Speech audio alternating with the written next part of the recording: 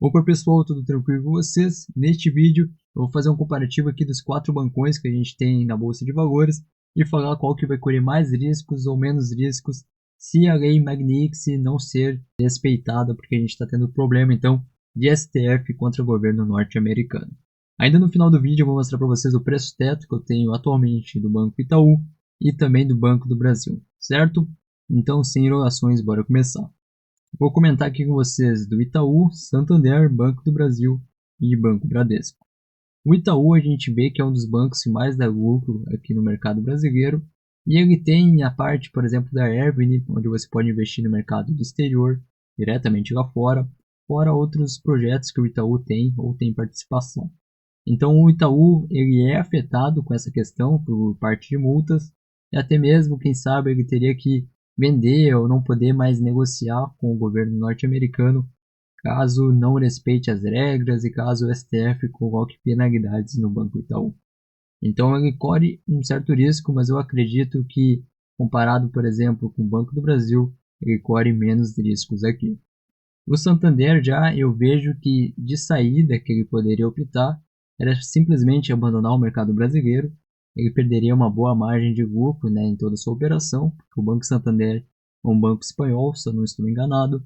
Então ele já tem operações ali na Europa e não ficaria, né, dependente mais do Brasil. Claro, perderia lucro. Uma empresa não gosta de perder lucro, diminuir margens provavelmente, mas se fosse o caso, ele não sofreria as situações mais severas, né? Ele teria onde atuar ainda, ele não é dependente apenas do mercado brasileiro. E na mesma linha que o Bradesco, que daí vai na linha do Itaú, ele tem esse envolvimento ali, questão de troca de dólares. Eu não tenho certeza se ele tem corretoras lá fora, mas por atuar muito aqui no mercado brasileiro, certamente ele também seria bem afetado. Mas ainda comparado com o Banco do Brasil, eu acredito que ele não sofreria tanto, porque aqui a gente tem uma instituição privada que poderia optar em que caminho seguir, a mesma coisa o Itaú, e no caso do Banco do Brasil, eu acredito que certamente é o mais afetado nessa questão, porque é um banco estatal, então ele vai querer seguir o que o governo quer. Porque é o governo que coloca ali a parte, então, dos líderes ali dentro da parte de gestão. A cada 4 anos aí a gente tem trocas, enfim, ou em outros períodos, mas acontecem essas trocas então conforme o governo.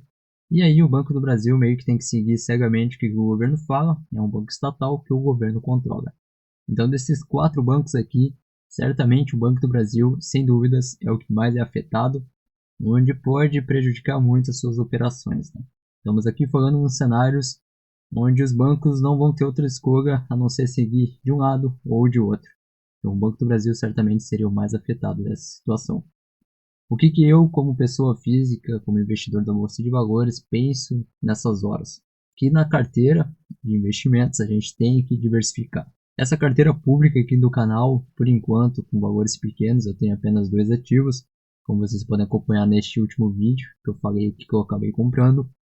Começou recém, tenho aqui 4, 5 meses apenas de carteira pública, mas na minha carteira pessoal eu sigo uma diversificação fora do país também. Então você tem aí o seu patrimônio, que é o 100%, você pode definir 40% ações, 30% exterior, 30% renda fixa, o restante fundos imobiliários, o restante pode ser criptomoedas, enfim, você monta uma carteira bem diversificada.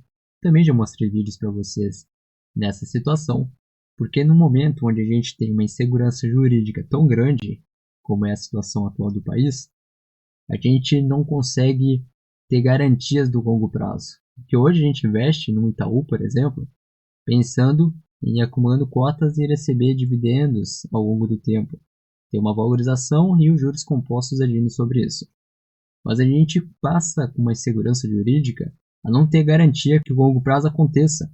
Tipo, a empresa há anos e anos dando lucro, mas a gente vê situações aqui que podem acabar com o mercado nacional, acabar com a empresa aqui na atuação no Brasil também, ou a empresa de uma forma geral no mercado global no sistema SWIFT.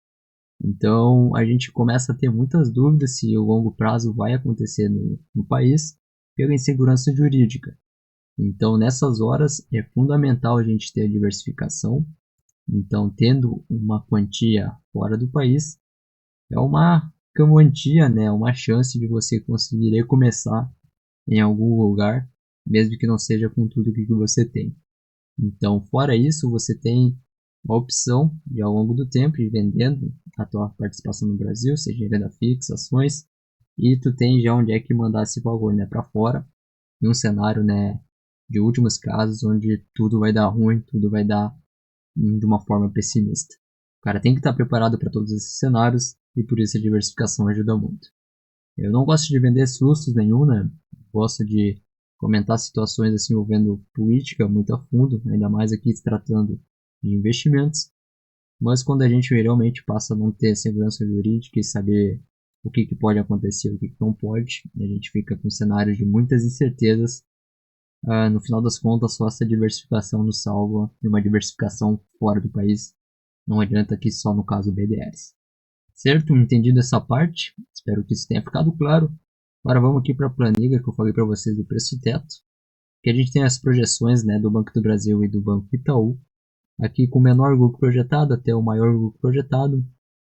O Banco do Brasil, inclusive, colocou no guidance. O maior lucro aqui fica na casa dos 25 bilhões, mas eu estou fazendo com uma projeção do Itaú foi uns 3 meses atrás. Então a gente vê que no preço atual voltou a cair o Banco do Brasil. A gente passa a ter margem já na situação aqui meio termo. A gente tem uma margem ainda na situação com o lucro mais alto aqui projetado. Porém, um lucro aqui no menor patamar de 21 bilhões a gente não teria margem ainda, com base aqui nesse payout de 30% e um yield mínimo de 6%. Então, nesse último cenário, você ainda não teria margem comprando o Banco do Brasil. Agora, o caso do Itaú aqui, né, a gente vê lucros e lucros crescentes, lucros recordes. O payout do Itaú agora para este ano também está na casa então de 60%. Peguei um histórico, pelo menos recente, do banco. E aqui a gente tem um cenário que eu projetei de 42 bilhões e um cenário ruim de 38 bilhões. E aqui a gente tem margem em todos os cenários, então no preço atual do Itaú, a gente tem margem de segurança para estar comprando. Inclusive, né, até agora, se a gente pegar os últimos dias, a gente já viu uma queda, ó, nos últimos 7 dias. Então, que aumentam essa margem, né? Porque há um tempo atrás, essa margem estava menor, então agora, no meio termo aqui, tu já tem 12%, então, de margem de segurança para comprar. Então, certo? Então, este daqui foi o vídeo. Tentei explicar para vocês de uma forma dinâmica e simples, falando da atuação dos bancos. Como a gente vê ali a questão mais pessimista e pior, dá para se dizer, seria com o Banco do Brasil. Mas certamente, se continuar nesses ritmos, cara, todos os bancos ali, os 4 bancos, os outros bancos em geral da Bolsa Brasileira vão acabar sendo afetados, certo? Vão ter algum impacto no lucro. Então, se você gostou desse conteúdo, deixe seu gostei, comenta sua opinião sobre esse assunto e o que você acha a respeito disso. Fora isso, considere se inscrever aqui no canal que toda semana estou trazendo diversos vídeos que te agregam bastante valor. Forte abraço e a gente se vê no próximo vídeo.